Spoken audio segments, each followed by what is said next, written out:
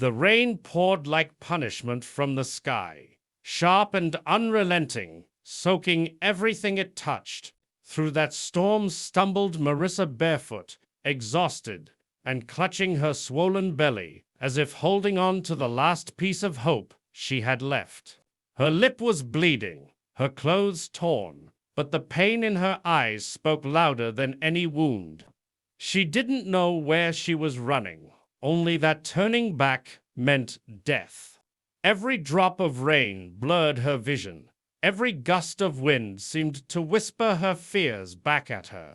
Yet she kept moving, her trembling hands pressing against her belly, whispering to her baby that they would make it. Somehow, the road ahead was endless, the night merciless, but in that darkness, a small light flickered in the distance.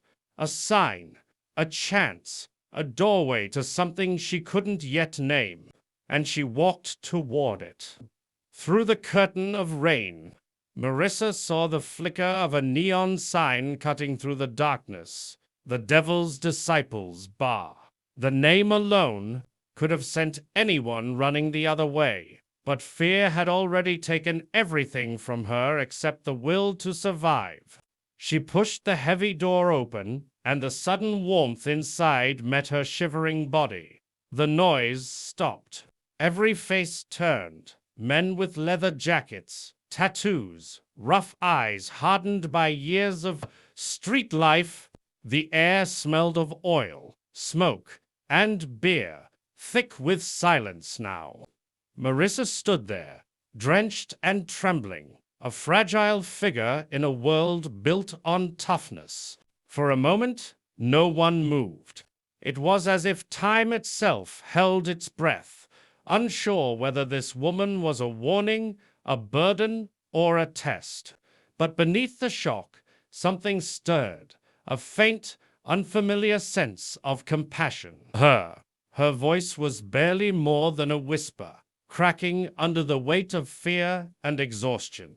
She pleaded for help, her words trembling as much as her hands. She told them someone was hunting her, that if he found her, he wouldn't just beat her. He would end her life and the life growing inside her. Those tough bikers, men who had seen violence too many times to be shocked by much sudden, found themselves silent, not because they didn't know what to say, but because they weren't used to being needed like this. Her desperation pierced through the noise of their past mistakes and the armor they wore around their hearts. Tears mixed with rain on her cheeks as she begged them not to turn her away, not to let the nightmare catch up to her. And in that fragile moment, everything in the room changed. Reed watched her in silence, his jaw tight, his eyes unreadable. He'd seen pain before, the kind that came with the life he led, but there was something different about this woman. Maybe it was the way she still begged for mercy instead of revenge. Or maybe it was the flicker of hope she carried despite being shattered. Memories he had buried deep began to surface: his daughter's smile, the family he lost, the choices he regretted. For the first time in years, the leader of a feared motorcycle club felt something stir in him that wasn't anger or guilt. It was responsibility. He took a slow breath, looked around at his men, and spoke with quiet authority. "She stays here tonight. No questions. No one argued." In that moment, Reed didn't just offer her safety. He took his first step toward redemption. The night had barely begun to calm when the growl of a truck echoed outside, followed by the slam of a door and heavy footsteps cutting through the rain. Reed's instincts sharpened. The bar fell silent once more as a man burst in, wild-eyed, dripping with rage, shouting her name. His voice was thick with possession, not love. "Where is she?" he roared, scanning the room like a predator. The bikers didn't move, their silence more threatening than any weapon. Reed stepped forward, steady and unflinching, his presence commanding the space. "You need to leave," he said, his tone low but final. When the man lunged toward the office door, the others grabbed him, holding back the storm he carried inside.